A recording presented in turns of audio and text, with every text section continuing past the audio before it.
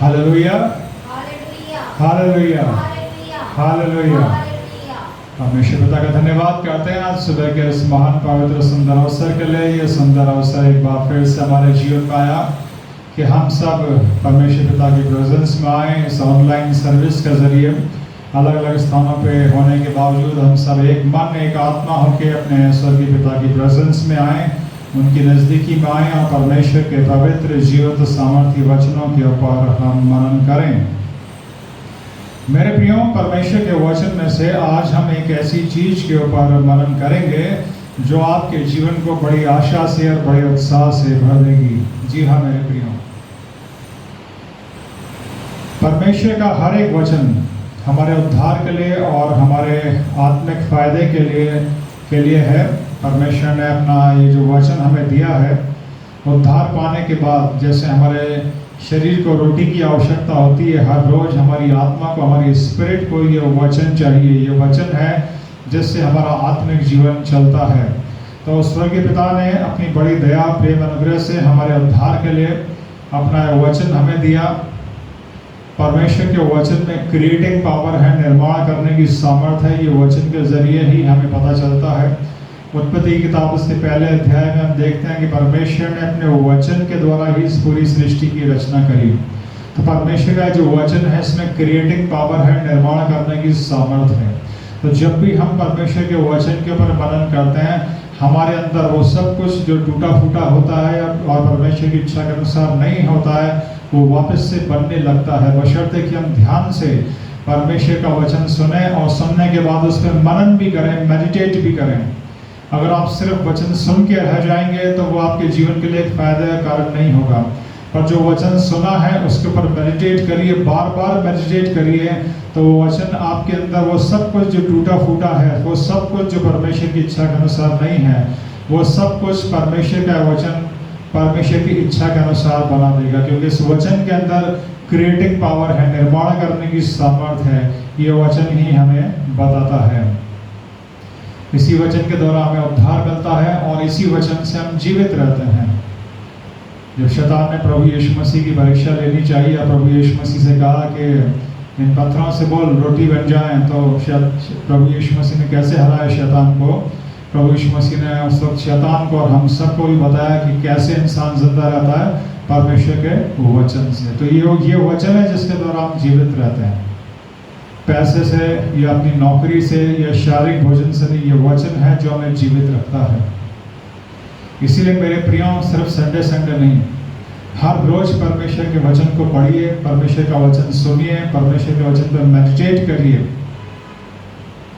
तो आपका पूरा जीवन परमेश्वर की इच्छा के अनुसार बन जाएगा और उस योजना में जो परमेश्वर की है आपके जीवन के लिए, उसके केंद्र में आ जाएगा। आज परमेश्वर के वचन से हम एक ऐसी चीज को, एक ऐसी बात को सीखेंगे जो हमारे जीवन को बड़ी आशा से और बड़े उत्साह से भर देती है। आज हो सकता है कि इस ऑनलाइन सर्विस में शामिल कई लोग बड़े बुजुर्ग हों, कई लोग बड़े बुजुर्ग हों, आपका जो शरीर है वो बड़ा कमजोर हो, और हो सकता है कई लोग बीमार हों, शारीरिक दर्द में हों या परेशानी में हों। हम में से हर एक जन से आज की सुबह परमेश्वर का यह वचन बात करना चाहता है। और अभी है वचन में से जो हमारे सामने पढ़ा गया, पहला यूहन्ना उसका 3 अध्याय और उसकी 1 से 9 आयत। आज यहाँ पे इस वचन के जरिए हम बहुत ही खूबसूरत बात सीखेंगे।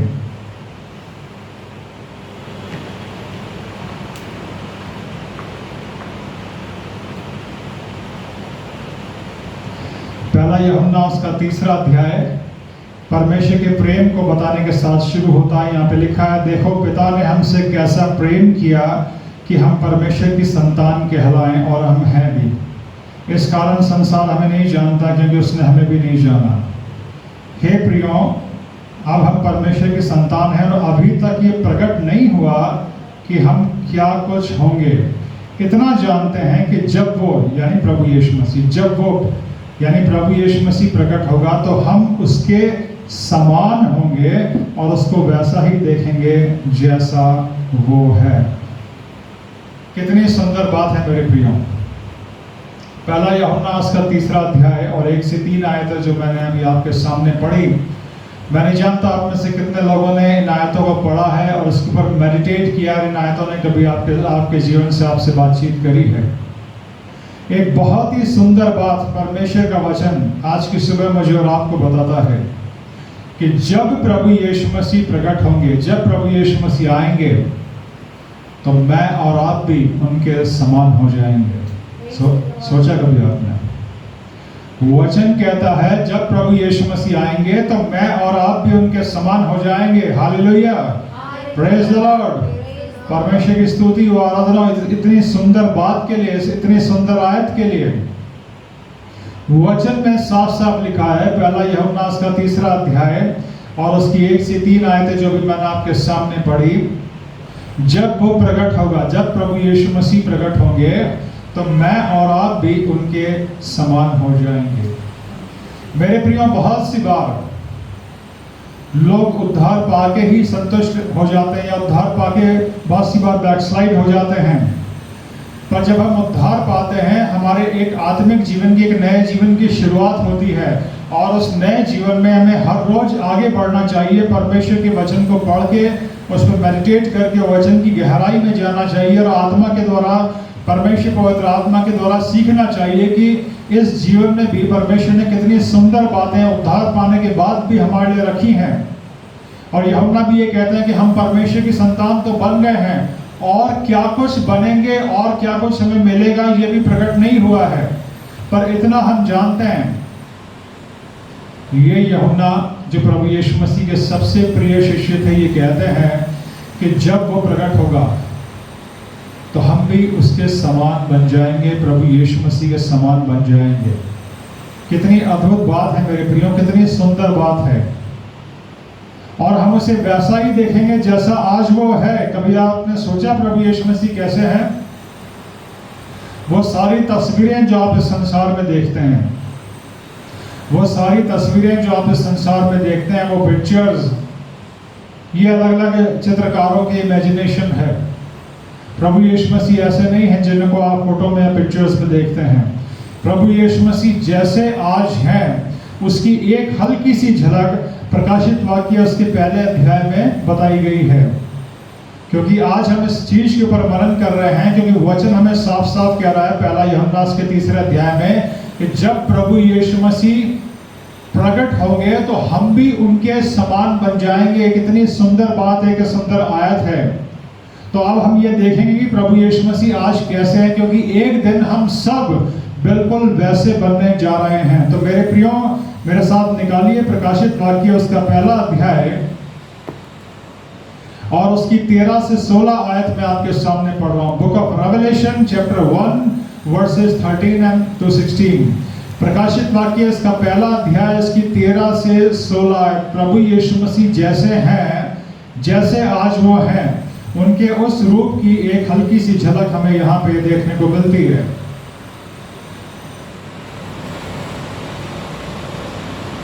प्रकाशित वाक्य पहला अध्याय 13 आयत से मैं आपके सामने पढ़ रहा हूं।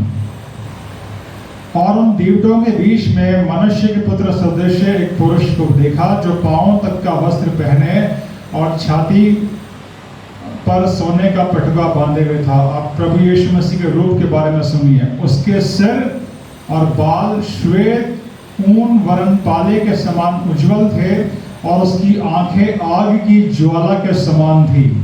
उसके पांव उत्तम पीतल के समान थे, जो मानो भट्टी में तपाया गया हो, और उसका शब्द बहुत जल के शब्द के समान था। ये प्रभु यीशु मसीह का वो रूप है जिसमें आज वो हैं। 16 आयत भी मैं आपके सामने पढ़ूंगा।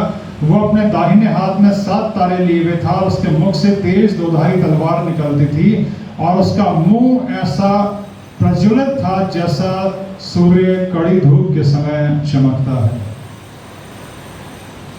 और आगे अगर आप पढ़ेंगे तो आगे की आयत में लिखा है कि प्रभु यीशु मसीह के इस महान और तेजोमय रूप को जब यूहन्ना ने देखा, तो ये यूहन्ना जो 3.5 साल तक प्रभु यीशु मसीह से चिपका रहता था, उनकी छाती से लिपटा रहता था, ये प्रभु यीशु मसीह के इस महान और तेजोमय रूप को देख के मुर्दा सा होके गिर जाता है। ये प्रभु यीशु मसीह का वो स्वरूप है जिसमें आज वो हैं। जी हाँ मेरे प्रियो, क्या इतने वर्षों के मसीही जीवन में आपने प्रभु यीशु मसीह को इस रूप में देखा है, उनको इमेजिन किया है, या आप वैसा ही देखते हैं जैसे चित्रकारों ने कई अलग अलग इमेजिनेशंस में प्रभु यीशु मसीह के पिक्चर बना दिए हैं, जिसमें एक बड़ी निर्बल देह का सलीब पर चढ़ाए हुए प्रभु यीशु मसीह को दिखाया जाता है।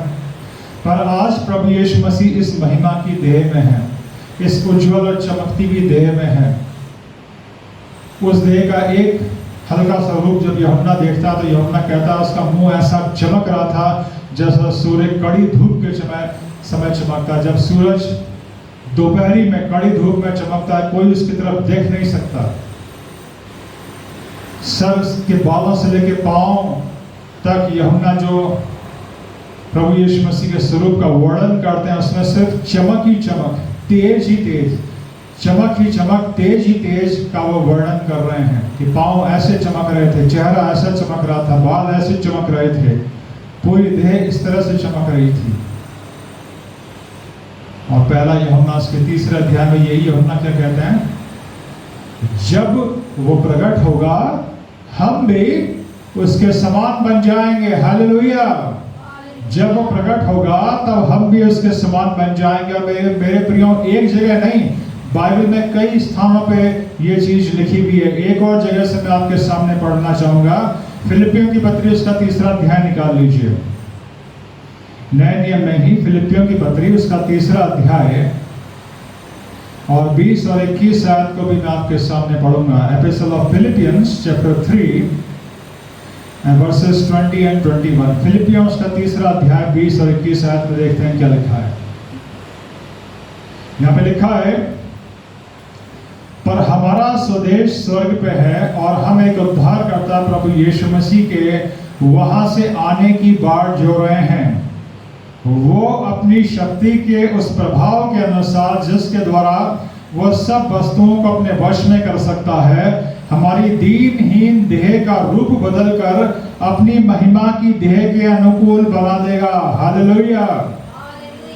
देखिए यहाँ भी प्रभु वचन के अंदर लिखा है, और यहाँ वचन में और बड़े साफ तरीके से लिखा है कि हम जो प्रभु यीशु मसीह का इंतजार कर रहे हैं, हम जो उद्धार पाए हुए लोग हैं, हम जो परमेश्वर की संतान हैं, हम जितने भी लोग जो रियल चर्च हैं, रियल चर्च से मतलब जिन लोगों ने अपने पापों से पश्चाताप किया है, प्रभु यीशु मसीह को अपना उद्धारकर्ता स्वीकार किया है, परमेश्वर पिता की संतान है, वो सब लोग जो प्रभु यीशु मसीह का इंतजार कर रहे हैं, उन सब के बारे में लिखा है। उन सब के लिए बड़े आशा भरे वचन है कि जब प्रभु यीशु मसीह आएंगे तो वो अपनी पावर से, प्रभु यीशु मसीह अपनी उस पावर से जिससे वो पूरी सृष्टि को संभाले हैं, हमारी दीनहीन देह का रूप बदलकर अपनी महिमा की देह के अनुसार बना देंगे। मेरे प्रियो, जैसे मैंने आपको बताया था, परमेश्वर पवित्र आत्मा ने संदेश दिया, ये अगुवाई करी कि अब बिल्कुल हम अंतिम समय के भी अंत समय में आ पहुंचे हैं, तो अपने लोगों को उस इटर्नल डेस्टिनी के लिए तैयार कर। ये वचन परमेश्वर की ओर से आया कि अब अपने लोगों को उस इटर्नल डेस्टिनी के लिए तैयार कर।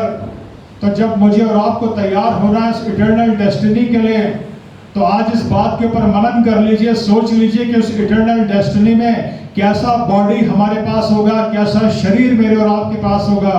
और कितनी सुंदर बात है जो परमेश्वर का वचन मुझे और आपको बताता है कि जैसा शरीर आज प्रभु यीशु मसीह के पास है, एक महिमा से भरा हुआ, एक तेज से भरा हुआ, ऊपर से लेके नीचे तक सिर्फ चमक ही चमक है, तेज है, महिमा है।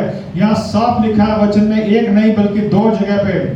पहला यूहन्ना उसके 3 अध्याय में यूहन्ना कहते हैं कि जब वो प्रकट होगा हम भी उसके समान बन जाएंगे।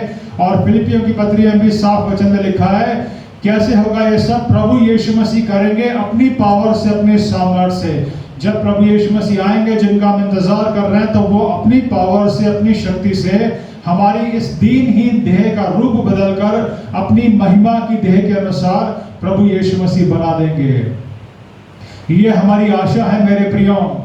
इसलिए आज इस ऑनलाइन सर्विस में जितने भी बुजुर्ग लोग शामिल हैं, आज अगर आपका शरीर कमजोर हो गया है, आज अगर आपका शरीर कमजोर है, आपके शरीर के अंग कमजोर हो गए हैं, आपको कम दिखाई देता है, कम सुनाई देता है, आपके जिस्म में ताकत नहीं है, परेशान मत होइए, निराश मत होइए। उस इटर्नल डेस्टिनी में, उस अनंत काल के जीवन में ये महिमा और तेज से भरी हुई देह मेरे और आपका इंतजार कर रही है। और अब समय आ गया है, समय बहुत करीब है जब हमारे उद्धारकर्ता प्रभु यीशु मसीह बस अब आने ही वाले हैं अपने चर्च को लेने के लिए, उद्धार पाए हुए लोगों को लेने के लिए। और जब वो आएंगे तो अपनी पावर से, अपनी सामर्थ से हम सबकी देह का रूप बदलकर अपनी महिमा की देह के अनुसार बना देंगे। ये हमारी आशा है मेरे प्रियो। ये आशा, ये वचन हमारे अंदर उत्साह भर देता है। हो सकता है बुजुर्गों के अलावा भी कई ऐसे लोग हैं जिनके जिस्म में कोई बीमारी हो, कोई कमजोरी हो। बच्चे भी हो सकते हैं, जवान भी हो सकते हैं, आप किसी भी उम्र के हो सकते हैं।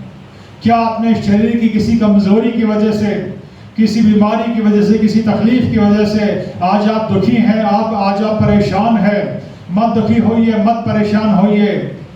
ये जो शारीरिक जीवन है थोड़े समय का है। ये शरीर जिसके अंदर मेरा और आपका आत्मा है, हमारा स्पिरिट है, इस बॉडी में बस अब थोड़े समय ही और रहना है, क्योंकि अब वो समय आ पहुंचा है। हम वो जनरेशन है, हम वो लोग हैं, हम अपनी आंखों से प्रभु यीशु मसीह को देखेंगे, हम रैप्चर को देखेंगे, रैप्चर का अनुभव हम लोग करेंगे। वो घटना बस अब होने ही वाली है। उद्धार पाए हुए सारे लोगों को लेने के लिए प्रभु यीशु मसीह आने वाले हैं। वो प्रभु यीशु मसीह जो आज से 2000 साल पहले इस पूरे संसार के लिए, पूरी मानव जाति के लिए सलीब पे अपना बलिदान देने के लिए आए थे, उन्हें प्रभु यीशु मसीह की सेकंड कमिंग, उनका दूसरा आगमन अब होने ही वाला है। और जब वो दूसरा आगमन होगा, वचन में साफ साफ लिखा है। आज जितने भी लोग इस ऑनलाइन सर्विस में शामिल हैं, ध्यान से इस बात को सुन लीजिए। बड़े ही आशा से भरे हुए वचन है। ये वचन आपके अंदर आशा का, उत्साह का, शक्ति का, सामर्थ का संचार कर देंगे। एक दिन मुझे और आपको ऐसी देह मिलने वाली है, मुझे और आपको ऐसा शरीर मिलने वाला है जो प्रभु यीशु मसीह के समान तेजोमय शरीर है। जैसा तेजोमय शरीर आज प्रभु यीशु मसीह का है, वैसा ही बॉडी एक दिन मुझे और आपको मिलने वाला है। उस इटर्नल डेस्टिनी में इस तेजोमय देह के साथ हम रहेंगे। इसलिए मेरे प्रियो, अगर आज आपके जीवन में कोई कमी घटी भी है, आपका शरीर अगर दर्द, परेशानी या तकलीफ में भी है, तो आप निराश मत होइए। आप जानते हैं ये वचन परमेश्वर ने क्यों दिया है। ध्यान से सुनिए मेरे प्रियो, आज के इस वचन की एक एक बात, एक एक शब्द को।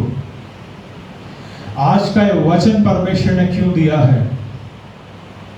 क्योंकि स्वयं शैतान ने, अंधकार के साम्राज्य का जो स्वामी है, स्वयं शैतान ने अय्यूब की किताब में सर्वशक्तिमान परमेश्वर से कहा कि ये जो मनुष्य है, ये जो मनुष्य तूने बनाया है, ये अपने शरीर के बदले में, अपनी खाल के बदले में, ये मनुष्य अपनी चमड़ी के बदले में सब कुछ दे देता है।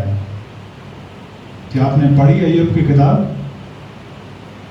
अय्यूब की किताब के अंदर अंधकार का जो साम्राज्य है, उसका जो स्वामी है शैतान, वो शैतान जो हर इंसान को बहका के परमेश्वर से दूर ले जाता है, उसी शैतान ने अय्यूब की परीक्षा ली, पर परमेश्वर ने अलाउ किया। हालांकि ये बात अलग है, हमारा आज का विषय नहीं है। परमेश्वर को विश्वास था, कॉन्फिडेंस था अय्यूब के ऊपर, इसलिए परमेश्वर ने अलाउ किया, क्योंकि परमेश्वर सब कुछ जानते हैं।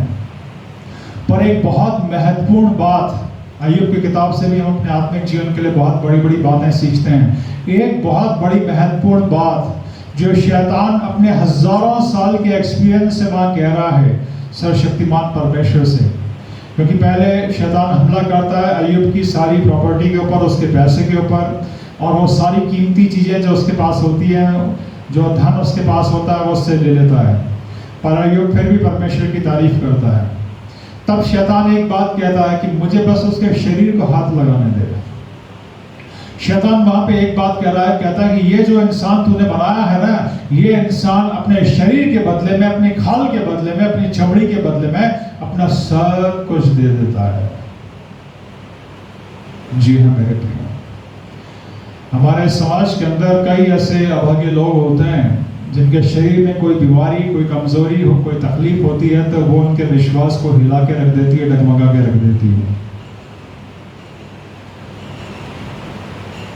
अगर आप देखें हमारे देश के अंदर बहुत से हीलिंग क्रूसेड्स हुए हैं और उन हीलिंग क्रूसेड्स के अंदर परमेश्वर ने अपने जिन महान अभिषेक सेवकों को इस्तेमाल किया, उनके हीलिंग क्रूसेड्स की अगर आप रिकॉर्डिंग देखें, वीडियो रिकॉर्डिंग देखें तो ऐसी भीड़ उमड़ती है, ऐसी भीड़ उमड़ती है कि आपको लगता है कि अभी बदल जाएगा, पूरा देश बदल जाएगा। लेकिन उन सारे हीलिंग क्रूसेड्स के बावजूद वो भीड़ जो उमड़ती है वो सिर्फ इसलिए उमड़ती है कि सर दर्द ठीक हो जाए, कमर दर्द ठीक हो जाए, हाथ पांव का दर्द ठीक हो जाए, ये ठीक हो जाए, वो ठीक हो जाए। जब ठीक हो गए वापस से अपने रास्ते पर। और अगर आत्मिक लोग नहीं हैं, ज्यादा आत्मिक गहराई नहीं है और शरीर में बीमारी है, कमजोरी है, तो बहुत सी बार शैतान के लोग बहकाते हैं, कह रहे यहाँ चले जाओ, वहां चले जाओ, वहां झाड़ फूक करवा लो, ये करवा लो, वो करवा लो। इंसान सोचता है बस शरीर ठीक होना चाहिए, बस शरीर ठीक होना चाहिए, बीमारी ठीक होनी चाहिए, कमजोरी ठीक होनी चाहिए, हम कहीं भी चले जाएंगे। जिसने ठीक कर दिया वही परमेश्वर। अगर ये आपकी सोच है तो आप नुकसान में रहेंगे, क्योंकि छोटे मोटे चमत्कार अंधकार का साम्राज्य भी कर सकता है। हमारे देश में ऐसे बहुत से स्थान हैं जहाँ काली ताकतें, शैतानी ताकतें काम करती हैं। लोग वहां पे जाते हैं सिर्फ शारीरिक चंगाई के लिए कि उनकी बीमारी ठीक हो जाए, उनके शरीर का दर्द ठीक हो जाए, उनकी कमजोरी निकल जाए। अब क्या फर्क है सर्वशक्तिमान परमेश्वर से और प्रभु यीशु मसीह से मिली हुई चंगाई में और शैतान के द्वारा, दुष्टात्माओं के द्वारा मिली हुई चंगाई से? आपने बाइबल में लाजर के बारे में पढ़ा? एक व्यक्ति था लाजर जो मर गया था, फिजिकली बिल्कुल डेड हो गया था। वचन में लिखा है यूहन्ना की इंजील उसके 11 अध्याय में प्रभु यीशु मसीह ने उसको वापस से जिंदा कर दिया, उसको वापस जिंदा कर दिया। पर क्या वापस उस वक्त जब लाजर जिंदा हुआ तो क्या वो हमेशा जिंदा रहा? नहीं, वो वापस मर गया। आपके शरीर में अगर आज कोई बीमारी है, कमजोरी है, तकलीफ है, वो ठीक हो जाएगी तो क्या आप हमेशा जिंदा रहेंगे शरीर में? नहीं। सबसे बड़ा फायदा जो परमेश्वर के साथ चलने का है वो ये है कि सर्वशक्तिमान परमेश्वर प्रभु यीशु मसीह के द्वारा मुझे और आपको अनंत जीवन देता है। और ये छोटा सा शारीरिक जीवन जब हमारा समाप्त हो जाएगा तो पवित्र बाइबल कहती है हमें एक ऐसा शरीर मिलेगा, एक ऐसी देह मिलेगी जो एक महान और तेजोमय देह है। उसके रूप की एक हल्की सी झलक मैंने भी आपके सामने पढ़ी प्रकाशित वाक्य उसके पहले अध्याय में। यूहन्ना बताता है सर के बालों से लेकर पांव तक चमक ही चमक। वो प्रभु यीशु मसीह की देह, उनकी जो देह है उसकी एक झलक यूहन्ना वहां पे बता रहे हैं। पर वचन में से मैंने 2 जगह में से आपके सामने पढ़ा कि जब प्रभु यीशु मसीह आएंगे तो वो अपनी पावर से हमारी इस कमजोर बॉडी को बदल के अपने शरीर के समान, अपनी देह के समान बना देंगे। ये हमारी आशा है मेरे प्रियो प्रभु यीशु मसीह में। और ये महान और तेजोमय देह सिर्फ प्रभु यीशु मसीह के लोगों को मिलेगी, सिर्फ प्रभु यीशु मसीह के जरिए मिलेगी। जो लोग प्रभु यीशु मसीह में, सिर्फ उनको मिलेगी। उद्धार सिर्फ प्रभु यीशु मसीह के जरिए है। क्यों? क्योंकि आज से 2000 साल पहले प्रभु यीशु मसीह ने इस पूरे संसार के लिए, संसार के हर एक पापी व्यक्ति के लिए सलीब पे अपनी जान दी। जो अपने पापों से पश्चाताप करके प्रभु यीशु को अपना उद्धारकर्ता स्वीकार करते हैं, उनकी आत्मा बचती है नरक की आग से। और उस आत्मा को एक नई देह मिलेगी, एक नया बॉडी मिलेगा जो एक महान और तेजोमय देह है। और उस महान और तेजोमय देह में मैं और आप हमेशा हमेशा के लिए स्वर्ग में रहेंगे परमेश्वर पिता के साथ। ये हमारी महान आशा है। कभी आपने सोचा, कभी आपने मनन किया इस चीज के ऊपर? इसलिए आज अगर आप बुजुर्ग हैं, आज अगर आप कमजोर हैं, आज अगर आपके शरीर में पहले जैसी ताकत नहीं रही, पहले जैसी चुस्ती फुर्ती नहीं रही, पहले के समान आप काम नहीं कर पाते हैं या शरीर में कोई दर्द भी है, कोई परेशानी भी है, तो घबराइए मत। थोड़े समय का दर्द है, थोड़े समय की तकलीफ है। वो महिमा से भरा हुआ जीवन, वो महिमा से भरी हुई देह जो मेरा और आपका इंतजार कर रही है, उसके सामने इस शरीर की कमजोरी कुछ भी नहीं है। भूल जाइए आज अपने शरीर की इस कमजोरी को, शरीर के इस दर्द को। एक महिमा से भरा हुआ जीवन मेरा और आपका इंतजार कर रहा है।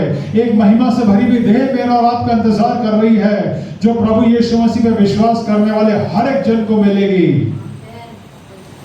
ये हमारी आशा है मेरे प्रियो।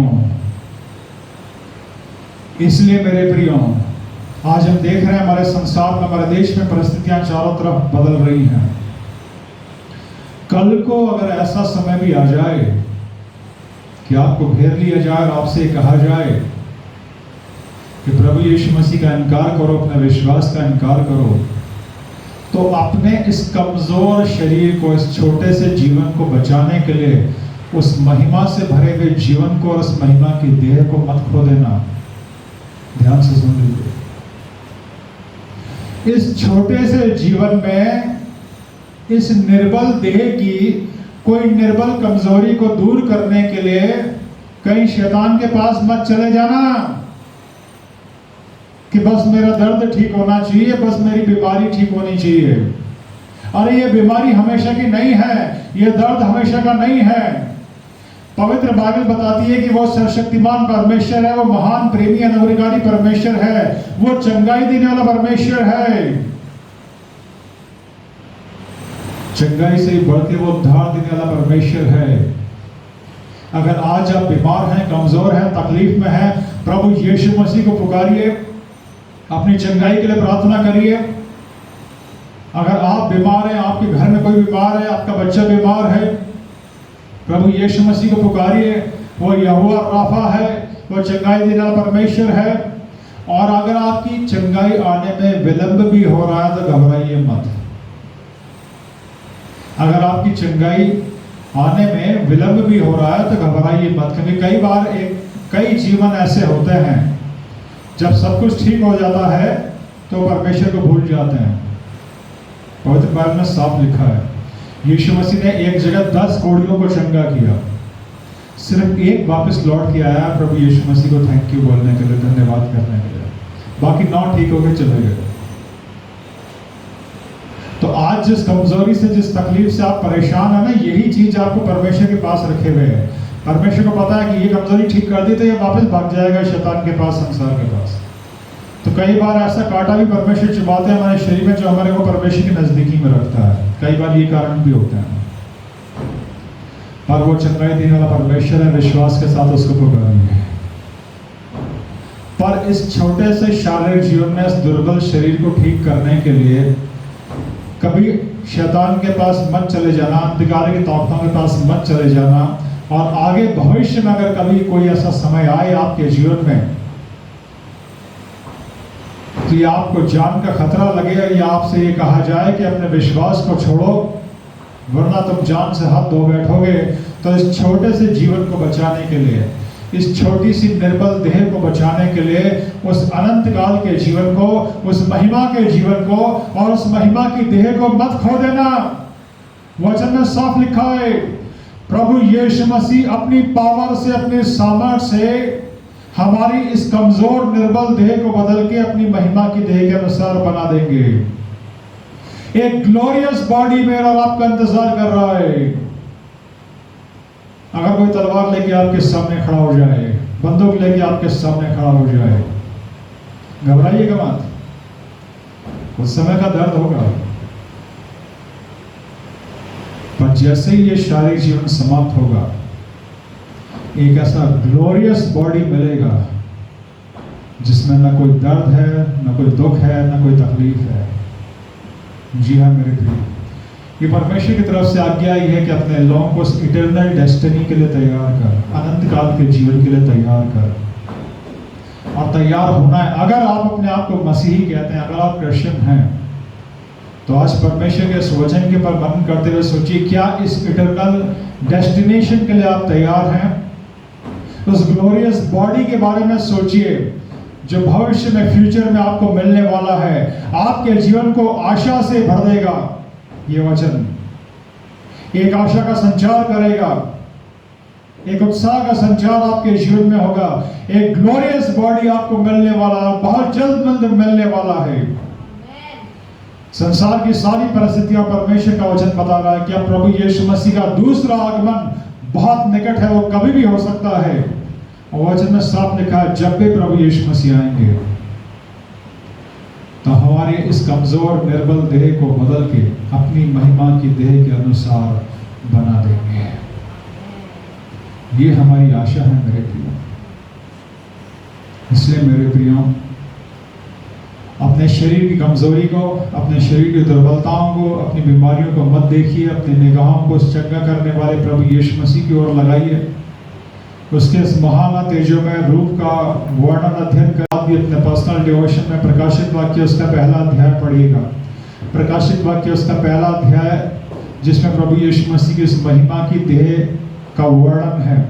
और उसके बाद फिर आप पढ़िएगा फिलिपियों की पत्री उसका तीसरा अध्याय, उसकी 20 और 21 आयत, जहाँ पर साफ लिखा है कि जब प्रभु यीशु मसीह आएंगे तो वो अपनी पावर से, अपनी शक्ति से हमारी कमजोर देह का रूप बदल के अपनी महिमा की देह के अनुसार बना देंगे। ये हमारी आशा है। और आज परमेश्वर चाहते हैं कि इस आशा को अपने हृदय में ले लें, अपने मन में ले लें, अपने जीवन में ले लें। अगर आज तक आपके जीवन की कोई बीमारी, कोई कमजोरी आपको डराए हुए है, आपको परेशान किए हुए है, तो आज भूल जाइए इस परेशानी को। परमेश्वर की स्तुति आराधना करिए उस ग्लोरियस लाइफ के लिए, उस अनंतकाल के जीवन के लिए, उस महिमामय शरीर के लिए जो परमेश्वर मुझे और आपको देते हैं। अब मेरे प्रियो, आज के इस वचन के दूसरे भाग पर जाएंगे, क्योंकि हमें अपने आप को उस इटर्नल डेस्टिनेशन के लिए तैयार करना है। हमें एक ग्लोरियस बॉडी मिलने वाला है। इस बात से जहाँ खुश होना है, वहीं कुछ तैयारी भी आज के इस वचन में बताई गई है। पहला यूहन्ना, अगर उसका तीसरा अध्याय अगर आपने पढ़ा इस एपिसोड को, पहला यूहन्ना उसका तीसरा अध्याय और उसकी 1 से 9 आयतें जो अभी हमारे सामने पढ़ी गई थी।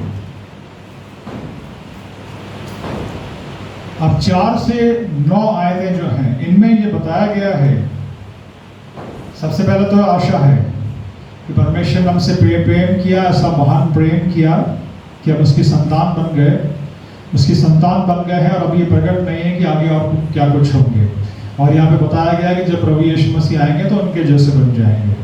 4 से 9 आयत में बताया गया है कि जब अब ये आशा हमें मिल गई है और वो ग्लोरियस बॉडी हमें मिलने वाला है, तो इस बॉडी में, इस छोटे से शारीरिक जीवन में हमें पाप से बच के रहना है, पाप से दूर रहना है। जी हाँ मेरे प्रिय, जब हम कहते हैं कि हम परमेश्वर की संतान हैं, तो फिर हमारे सोचने का तरीका, काम करने का तरीका, व्यवहार बदलना चाहिए। अब आज जितने भी लोग इस वचन को सुन रहे हैं, जितनी आपकी उम्र है और जितनी परमेश्वर के साथ चलती हुई आपकी उम्र हो रही है, तब से लेके अभी तक के अपने जीवन को जांचिए। क्या चेंजेस आपकी लाइफ में आए हैं? जब आप प्रभु यीशु मसीह को जानते थे, नहीं जानते थे, और जब जिस दिन जाना तब से लेके आज के दिन तक कितना बदलाव आपके जीवन में आया है? क्या आपका पुराना बुरा, गलत, गंदा स्वभाव चेंज हुआ है? आपका क्रोध करना, आपका गुस्सा करना, आपका लड़ाई झगड़ा करना, आपका अहंकार, आपका घमंड, आपका स्टबर्ननेस, या जितनी भी बुराइयां हैं, जो भी कमजोरियां हैं, हम सब जानते हैं अपने जीवन की कमजोरियों को। हमसे ज्यादा परमेश्वर हमारे बारे में जानता है, और हम भी जानते हैं कि हमारी लाइफ की क्या कमजोरियां हैं। क्या जब से हमने होश संभाला तब से लेके अभी तक हमारी लाइफ एक जैसी चल रही है? जो हमारी कमजोरियां रही, जो हमारी गलतियां रही, जो हमारे पाप रहे, क्या अभी तक वैसे ही बने हुए हो हमारी लाइफ में?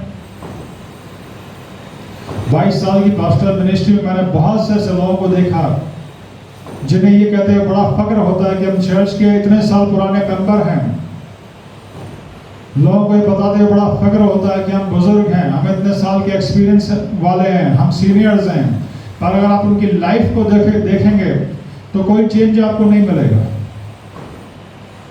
आप 10 साल पुराने मेंबर हैं, आप 20 साल पुराने मेंबर, आप 30 साल पुराने मेंबर हैं, पर आपने सीखा क्या इतने सालों में? मतलब साफ है, आप परमेश्वर के साथ चले ही नहीं। या तो आपने प्रभु यीशु मसीह को जाना ही नहीं वास्तव में, या फिर उसके बाद आप परमेश्वर के साथ चले ही नहीं। जी हाँ मेरे प्रियो, कितना चेंज, कितना बदलाव हुआ है। एक वो जन जो वास्तव में जिसकी मुलाकात प्रभु यीशु मसीह से होती है, जिसे पापों की क्षमा का अनुभव मिलता है, उसके जीवन में, उसके कामों में, उसकी सोच में बदलाव आ जाता है। ये जरूरी है, बदलाव आना है। अगर कहीं कोई बदलाव नहीं है, कहीं कोई चेंज नहीं है, तो इसका मतलब प्रभु यीशु मसीह से कहीं कोई मुलाकात हुई नहीं। कई लोग ये भी कहते हैं जिनके ऊपर कुछ बड़ी बुराइयां हावी होती हैं और जो अपने आप को बदलना नहीं मानते, कि सही है कि भाई वो एक्सक्यूज देते हैं कि चेंज ओवरनाइट नहीं होता, चेंज आने में समय लगता है, चेंज धीमे धीमे होता है। मैं आपसे एक बात कहूँगा, अगर आज आप ट्रक से टकरा जाएं तो क्या आपके अंदर कोई चेंज नहीं आएगा? आप ट्रक पर छोड़िए, आप कार से टकरा जाएं तो क्या आपके अंदर कोई चेंज नहीं आएगा? वो चेंज दिखाई देगा। अगर आप ट्रक से टकरा जाएं, अगर आप कार से टकरा जाएं, या आप किसी स्पीड वाले टू व्हीलर से भी टकरा जाएं, तो चेंज आपके अंदर दिखाई देगा। अब मेरा प्रश्न ये है कि टू व्हीलर, कार या ट्रक बड़ा है या परमेश्वर है? लोग कहते हैं परमेश्वर से हमारा आमना सामना हुआ, प्रभु यीशु मसीह से हमारा आमना सामना हुआ, फिर भी कोई बदलाव नहीं है जीवन में। तो या तो वो झूठे हैं, या एक बार का अनुभव लेने के बाद उन्होंने परमेश्वर को छोड़ दिया है। जी हाँ मेरे प्रिय, ऐसा हो नहीं सकता कि किसी जीवन का आमना सामना प्रभु यीशु मसीह के साथ हो और वो प्रभु यीशु मसीह के साथ चले और प्रभु यीशु मसीह का असर उसके ऊपर न पड़े। संगति का असर पड़ता है, संगति का असर पड़ता है। अगर आप कहते हैं कि हम इतने वर्षों से मसीही हैं, तो जीवन कितना बदला है भाई? गलत बातें कितनी दूर हुई हैं, कितनी गलत बातें दूर हुई हैं, कितनी कमजोरियां दूर हुई हैं। और इसीलिए पहला यूहन्ना उसके 3 अध्याय में यूहन्ना कहते हैं कि अब जो परमेश्वर से जिसका जन्म हो गया वो बाद में पाप नहीं करेगा, कि परमेश्वर से उसका आमना सामना हो गया। उसने ये जान लिया है कि मेरे पापों के लिए प्रभु यीशु मसीह ने कैसी तकलीफें सही। अब आप कहेंगे क्या जो उद्धार पावा इंसान है वो पाप कर ही नहीं सकता? हम समझेंगे इस चीज को। एक और बहुत इंपॉर्टेंट बात यहाँ पे बताई गई है। पहला यूहन्ना उसका 3 अध्याय उसकी 9 आयत को मैं आपके सामने पढ़ रहा हूँ। यहाँ पे एक बड़ी महत्वपूर्ण बात लिखी है। पहला यूहन्ना 3:9 में देखिए क्या लिखा है, जो कोई परमेश्वर से जन्मा है वो पाप नहीं करता, क्योंकि उसका बीज, किसका? परमेश्वर का, क्योंकि उसका बीज उसमें बना रहता है, और वो पाप कर ही नहीं सकता क्योंकि परमेश्वर से जन्मा है। वचन यहाँ पे बता रहा है कि जो परमेश्वर से जन्म लेता है ना, ध्यान से इस बात को सुनिए, पवित्र बाइबल का वचन है ये। बाइबल का वचन क्या कह रहा है? बाइबल क्या कह रही है कि जिसका जन्म परमेश्वर के द्वारा होता है। यूहन्ना की इंजील उसके 3 अध्याय में प्रभु यीशु मसीह नए जन्म की बात करते हैं निकोदेमुस से। ये नया जन्म जब होता है, उद्धार का अनुभव जब हो जाता है, तो यहाँ पे वचन कह रहा है पहला यूहन्ना 3 अध्याय की 9 आयत में कि जो परमेश्वर से जन्म लेता है, परमेश्वर का बीज, परमेश्वर का सीड, ऑलमाइटी गॉड का सीड, सर्वशक्तिमान परमेश्वर का बीज उसके अंदर आ जाता है। ध्यान से सुनिए इस बात को। ये बाइबल कह रही है, परमेश्वर का वचन कह रहा है कि जिसका जन्म परमेश्वर के द्वारा होता है, जिसका उद्धार हो जाता है, जो नया जन्म पाता है, परमेश्वर का बीज उसके अंदर आ जाता है। अब क्या होता है?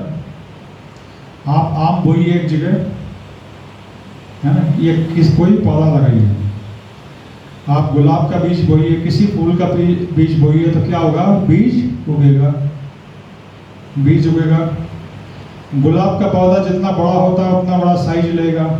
या आपने आम बोया है तो आम के पेड़ का जो साइज होता है वो पेड़ वो साइज लेगा और फिर उसमें आम भी लगेंगे। अब आप कहते हैं कि मैं परमेश्वर से जन्मा हूं, पर फल सारे खट्टे खट्टे आ रहे हैं आपके अंदर, तो इससे पता चलता है साफ कि आप झूठे हैं या कई वर्षों पहले ही आपने परमेश्वर को छोड़ दिया है। ये कटु सत्य है, इसको आज स्वीकार कीजिए। पेड़ फलों से पहचाना जाता है और वचन कहता है कि जो परमेश्वर से जन्म लेते हैं परमेश्वर का बीज उनके अंदर आ जाता है। तो जब आम का बीज या गुलाब का बीज या किसी भी फूल का बीज और फल का बीज उस फूल को हमें देता है, उस फल को हमें देता है, तो परमेश्वर का बीज जब हमारे अंदर ग्रो होता है तो उसका असर भी तो दिखना चाहिए ना। या तो वो बीज कभी आया ही नहीं आपकी लाइफ में, आप सिर्फ नामधारी मसीह हैं, भारी भारी नाम रख लिए अपने, पर परमेश्वर का वो बीज कभी आया ही नहीं आपकी लाइफ में। पर अगर परमेश्वर का बीज अंदर गया है तो या तो बीज को, जैसे बीज बोने वाला का दृष्टांत है ना, ऊपर झाड़ियां आ गई या चिड़िया चुग के ले गई या पथरीली जमीन मिल गई तो बीज उग नहीं पाया। परमेश्वर का बीज अगर आपकी लाइफ में है तो वो उगना चाहिए ना। अब परमेश्वर के बीज का क्या मतलब है? उत्पत्ति किताब में साफ लिखा, परमेश्वर ने कहा आओ हम मनुष्य को अपने स्वरूप में बनाएं। आओ हम मनुष्य को अपने स्वरूप में बनाएं। परमेश्वर ने आदम और हवा को अपने स्वरूप में बनाया था।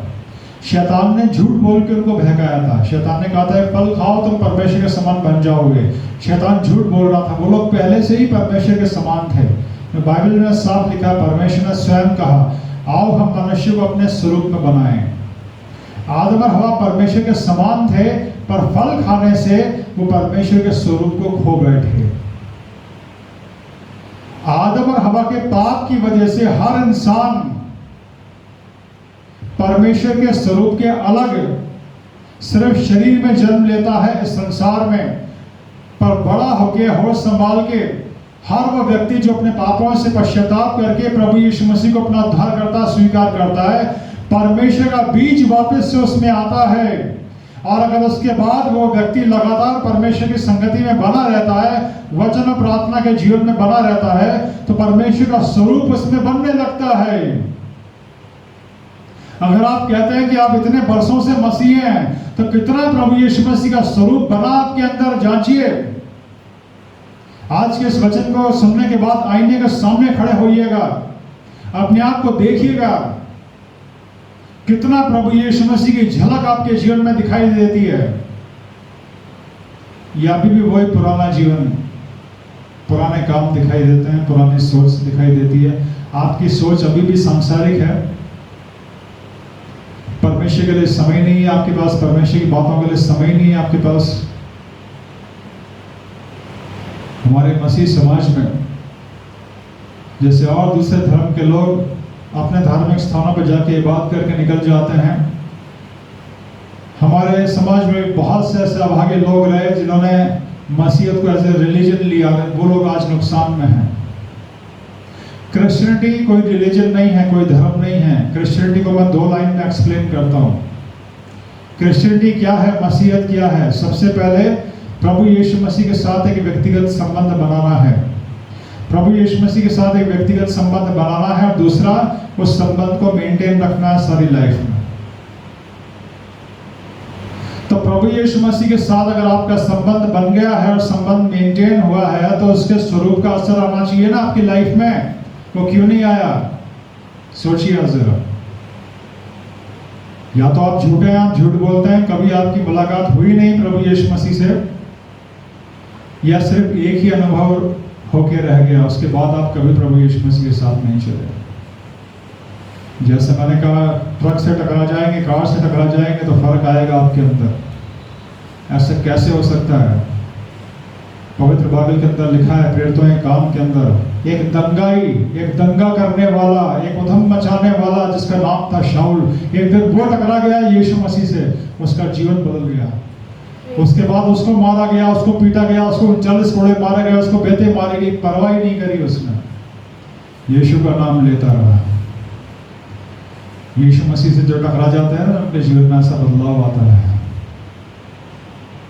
आप किसको धोखा देते आए आज तक? सिर्फ अपने आप को कि मैं मसीह हूं। कहाँ है वो बदलाव जो शाऊल के जीवन में आया था? शाऊल टकराया था एक दिन प्रभु यीशु मसीह से, उसका जीवन बदल गया था। आज गंभीरता से, ईमानदारी से सोचिए अपने जीवन के ऊपर, कितना बदलाव आया आपके जीवन में, कितना बदला है आपका स्वरूप। बदलने की आवश्यकता है, अपने आप को तैयार करने की आवश्यकता है, क्योंकि अगर पुराना जीवन अभी भी हावी है तो ये पुराना जीवन आपको इसी संसार में, इसी धरती पर रोक देगा, रैप्चर में जाने नहीं देगा। रैप्चर बस अब होने ही वाला है, कभी भी हो सकता है। प्रभु यीशु मसीह उद्धार पाए हुए लोगों को लेने के लिए आने ही वाले हैं। ये सर्वशक्तिमान परमेश्वर की ओर से वचन आया कि अपने लोगों को इटर्नल डेस्टिनी के लिए तैयार कर। अगर इटर्नल डेस्टिनी के लिए आपको तैयार होना है, अगर वो ग्लोरियस बॉडी आपको चाहिए, वो ग्लोरियस लाइफ आपको चाहिए, तो पुरानी जिंदगी के पुराने बुरे फंदों को काटना होगा, आपको नया बनना होगा, क्योंकि नई ग्लोरियस बॉडी आपको मिलने वाली है। अगर पुरानी जिंदगी के पुराने गंदे फंदे अभी भी बंधे हुए हैं जीवन में, तो ये आपको परमेश्वर से दूर रखने में है। अपने पापों से पश्चाताप करिए। प्रभु यीशु मसीह का अनुभव होना जरूरी है। क्रिश्चियनिटी वगैरह ऐसे रिलीजन आप लेते आए हैं, जीते आए हैं, तो आप बहुत नुकसान में रहने वाले हैं आने वाले समय में। अगर आपकी सारी योजनाएं, आपकी सारी मेहनत, आपकी सारी सेविंग्स, आपकी सारी कोशिशें सिर्फ इसी फिजिकल लाइफ के लिए हैं, तो आप विलाप करने वाले हैं आने वाले समय में। अपने आप को इटर्नल लाइफ के लिए तैयार करिए, उस इटर्नल डेस्टिनी के लिए तैयार करिए। इसके लिए सबसे पहले प्रभु यीशु मसीह से पर्सनल रिलेशनशिप होना जरूरी है। अपने पापों से आज पश्चाताप करिए, प्रभु यीशु मसीह को अपना उद्धारकर्ता स्वीकार करिए, और उसके बाद जब परमेश्वर का बीज अंदर आ जाता है, जितने भी उद्धार पाए हुए लोग हैं आज इस वचन को ध्यान से सुनिए, परमेश्वर का बीज आपके अंदर है, इस बीज को ग्रो होने दीजिए। आम का बीज भी एक समय छोटा होता है, पर जब ग्रो होता है तो कितना बड़ा पेड़ हो जाता है। सोचिए, जब परमेश्वर का बीज ग्रो होगा आपके अंदर, तो क्या स्वरूप बन के आएगा। यह स्वरूप पहली शताब्दी के लोगों में बन के आया था। वो पतरस जो डर के मारे अपनी जान बचाने के लिए 3 बार प्रभु यीशु मसीह का इंतजार करता है, फिर वही हिराव के साथ, निडरता के साथ हर जगह खड़े होकर प्रभु यीशु मसीह का प्रचार करता। लोग ताज्जुब करते हैं, इसे इतना ज्ञान कहाँ से आ गया, इतनी नॉलेज कहाँ से आ गई। तब फिर उनको पता चलता, अरे ये तो यीशु के साथ था, ये तो यीशु के साथ रहता था। यीशु के साथ चलने का और रहने का फर्क पड़ता है मेरे प्रियों, असर पड़ता है। आज पूरी ईमानदारी से और पूरी गंभीरता से जांचिए अपने जीवन को, कितना बदला है प्रभु यीशु मसीह ने आपके जीवन पर। अगर नहीं बदला है तो अपने आप को सपोर्ट कर दीजिए। वो ग्लोरियस बॉडी, सारी पावर और अथॉरिटी प्रभु यीशु मसीह को कैसे मिली, प्रकाशित वाक्य है उसका 5 अध्याय बताता है। प्रभु यीशु मसीह ने पूरी आज्ञाकारिता के साथ जब परमेश्वर का एक मेमना बन के परमेश्वर के लिए बलिदान दिया, तो प्रभु यीशु मसीह को सारी पावर और अथॉरिटीज दी गई। अब परमेश्वर का ये जो बीज, अगर आप कहते हैं कि उद्धार हुआ है, जो लोग आज इस ऑनलाइन सर्विस में शामिल हैं, जो लोग ये भी कहते हैं कि मैंने अपने पापों से पश्चाताप कर लिया है, मैं प्रभु यीशु मसीह को अपना उद्धारकर्ता स्वीकार करता हूँ, तो परमेश्वर का जो बीज है इसको बढ़ाना है, इसको ग्रो होने का समय देना है। परमेश्वर का जो बीज आपके अंदर आया, ये ग्रो कैसे होगा? वचना प्रार्थना के द्वारा। जितना आप वचन पढ़ेंगे, जितना आप प्रार्थना करेंगे, ये बीज ग्रो होगा आपके अंदर, और कंप्लीट सरेंडर आपको करना है और ओबीडियंस में रहना है। जैसे प्रभु यीशु मसीह इस फिजिकल लाइफ में कंप्लीटली सरेंडर थे परमेश्वर पिता के आगे। प्रभु यीशु मसीह ने वो सारे मिरेकल्स के काम जो अपनी फिजिकल बॉडी में किए, इस संसार में किए, वो उन्होंने अपनी पावर में नहीं किए थे। अपनी पावर तो सारी स्वर्ग में छोड़ के आए थे, परमेश्वर पवित्र आत्मा की सामर्थ्य से काम किए थे। तो अब जब आप कहते हैं कि आप परमेश्वर की संतान हैं, आप एक उद्धार पाए की संतान हैं, तो परमेश्वर का आत्मा आपके जीवन को चलाएगा। हर रोज उसका गाइडेंस लीजिए, हर रोज उसका मार्गदर्शन लीजिए, और आज लिस्ट बनाइए अपनी लाइफ की सारी कमजोरियों की, उन सारे पापों और अपराधों की। अगर ऐसी कमजोरियां, ऐसे पाप आपके जीवन में जिनको आप दूर नहीं कर पाए, तो आज प्रार्थना करिए उनके लिए, और प्रार्थना करिए प्रभु यीशु मसीह से, क्योंकि ये एक महान बुलाहट है जो परमेश्वर आज अपने इस वचन के द्वारा अपने बच्चों को देना चाहता है। बहुत सी बार लोग उद्धार पाने के बाद भी संतुष्ट रह जाते हैं, पर उद्धार पाने के बाद कई महान ऐसी चीजें हैं जो परमेश्वर पिता चाहते हैं कि उनकी संतानें जाने। क्या कोई माता पिता ऐसा होगा जो अपने बच्चे को हमेशा छोटा ही देखना चाहे? जब किसी संतान का जन्म होता है, जब किसी छोटे बच्चे का जन्म किसी घर में होता है, खूब खुशियां मनाई जाती हैं। पर सोचिए थोड़ी देर के लिए कि अगर वो छोटा बच्चा सिर्फ छोटा ही रह जाए, उसका आकार इतना ही रह जाए, तब क्या तब भी उस घर में खुशियां मनेंगी? आपने सर्कस में कई बौनों को देखा होगा। वो बौने जब उनका जन्म हुआ होगा, उनके घर में भी खुशियां मनी होंगी, पर बाद में उनके परिवार की वो सारी खुशियां चली गई होंगी जब उन्होंने देखा होगा कि ये बच्चा तो बढ़ ही नहीं रहा। ऐसे बहुत से लोग हमारे समाज में होते हैं जो परमेश्वर के राज्य में पैदा होने का दावा तो करते हैं, पर उनका आत्मिक जीवन कभी नहीं बढ़ता। वो अपने स्वर्गीय पिता को ऐसा ही दुख देते हैं। क्या आपने भी ऐसा ही दुख दिया है स्वर्गीय पिता को? क्या आज वो आपके जीवन को देख कर रोता है कि 10 साल, 20 साल, 30 साल मैंने इसको चर्च जाने का मौका दिया, 10 साल, 20 साल, 25 साल मैंने इसको चर्च जाने का मौका दिया, पर इसके जीवन में कोई बदलाव नहीं हुआ, इसका आत्मिक जीवन जरा भी नहीं बदला, ये जरा भी नहीं बढ़ा, ये बौना ही रह गया। आज कितने आत्मिक बौने पाए जाते हैं हमारे समाज में। क्यों? क्योंकि उन्होंने कभी जाना ही नहीं कि परमेश्वर का बीज है उनके अंदर, और उस बीज को ग्रो होना है, उस बीज को बढ़ना है। अगर आप उद्धार पाए हुए व्यक्ति हैं, अगर आप परमेश्वर की संतान हैं, तो परमेश्वर का बीज आपके अंदर है, उसको ग्रो होने दीजिए। कंप्लीट सरेंडर और ओबीडियंस से और वचन और प्रार्थना से ये बीज ग्रो होगा और परमेश्वर का स्वरूप बनेगा। रोमियो की पत्री उसके 8 अध्याय में लिखा है कि परमेश्वर की इच्छा है कि हम सब प्रभु यीशु मसीह के स्वरूप में आए इसी सांसारिक जीवन में, ताकि वो बहुत भाइयों में पहलौठा ठहरे। रोमियो की पत्री उसके 8 अध्याय में लिखा है। इस छोटे से शारीरिक जीवन के बाद तो एक बड़ा ग्लोरियस लाइफ, एक ग्लोरियस फ्यूचर हमारा इंतजार कर ही रहा है, एक ग्लोरियस बॉडी हमें मिलेगी। लेकिन इस जीवन में भी प्रभु यीशु मसीह का स्वरूप हमारे अंदर बने, ये परमेश्वर पिता की इच्छा है। जी हाँ मेरे प्रिय, ये एक हकीकत है। अगर आप कहते हैं कि आप परमेश्वर के संतान हैं इतने बरसों से, तो आज इस वचन को सुनने के बाद अपने आप को जांचिएगा और शैतान के इस झूठ को एंटरटेन मत कीजिएगा कि तू तो कमजोर है, तू तो ऐसा ही रहेगा, तू तो पाप करता रहेगा, तू तो पापी है, तेरा कुछ नहीं हो सकता। नहीं, ये झूठ है। सच क्या है? सच ये है कि आपके अंदर परमेश्वर का बीज है। अगर आपने यीशु मसीह को अपना उद्धारकर्ता माना है, आपके अंदर परमेश्वर का बीज है, उस बीज को बढ़ने दीजिए, उस बीज को ग्रो होने दीजिए। वो बीज आपके अंदर प्रभु यीशु मसीह का स्वरूप बनाएगा। यह है सच्चाई। सच्चाई यह है कि परमेश्वर पिता मेरे और आपके जीवन के अंदर प्रभु यीशु मसीह के स्वरूप को देखना चाहते हैं, ताकि प्रभु यीशु मसीह को बहुत भाइयों में पहलौठा ठहरे।